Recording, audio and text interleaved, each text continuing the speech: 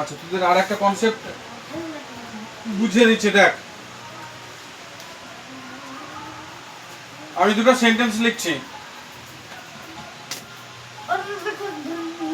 Ram meets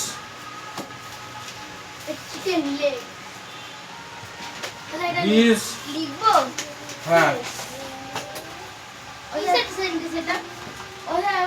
classmates.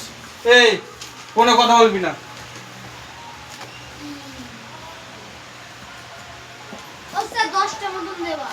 দুটো দেবো, দুটো।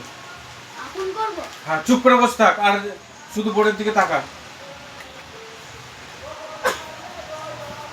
You go to school every day.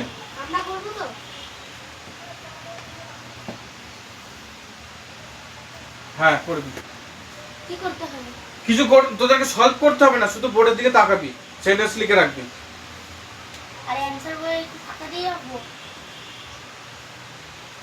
না, আনসার লেখার জন্য জায়গা রাখতে হবে।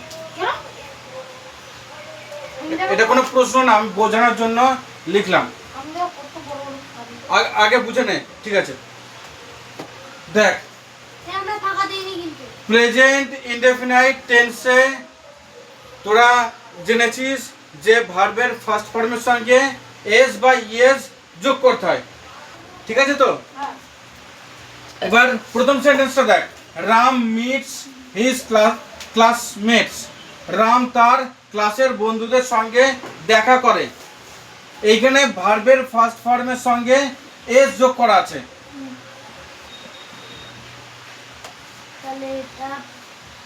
এইটা কোন টেন্সের সেন্টেন্স হচ্ছে? প্রেজেন্ট ইনডেফিনাইট টেন্সের সেন্টেন্স। আর দ্বিতীয় সেন্টেন্সটা দেখ, you go to school everyday. তুমি রোজ স্কুলে যাও। এটাও প্রেজেন্ট ইনডেফিনাইট টেন্সের সেন্টেন্স। এই একটা প্রথম সেন্টেন্সের ভার্বের সাথে এস যোগ হয়েছে, দ্বিতীয় সেন্টেন্সের ভার্বের সাথে এস বা ইএস কিছু যোগ হয়নি। এই পার্থক্যটা কেন? এই বোর্ডের দিকে তাকা, বুঝতে পারবি। প্রথম সেন্টেন্সের ভার্বের সাথে এস যোগ করা আছে, দ্বিতীয় সেন্টেন্সের ভার্বের সাথে এস বা ইএস যোগ করা নেই। এই ডিফারেন্সটা কেন? কারণ দেখ, কারণ আই, ইউ আর যেগুলো প্লুরাল সাবজেক্ট হয়, দে, দিস, দোজ, এইগুলোর সাথে শুধু ভার্বের ফার্স্ট ফর্ম বসে, এস বা ইএস বসে না। আর যেগুলো third person singular subject, he, she, it, this, that, it, কোনো ব্যক্তির নাম, এগুলোর সাথে ভার্বের ফার্স্ট ফর্মের সাথে এস অথবা ইএস বসে। কোন টেন্সে? কোন টেন্সে বল? এই দুটো কোন টেন্সের সেন্টেন্স ছিল? প্রেজেন্ট ইনডেফিনাইট টেন্সের সেন্টেন্স ছিল। তুমি দুবার লিখেছো।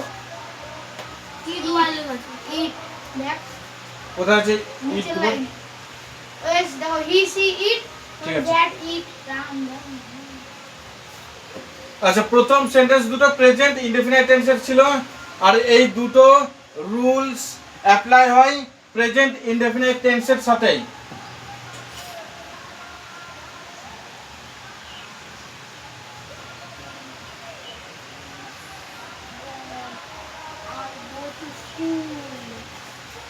মেন হচ্ছে বোঝাটা।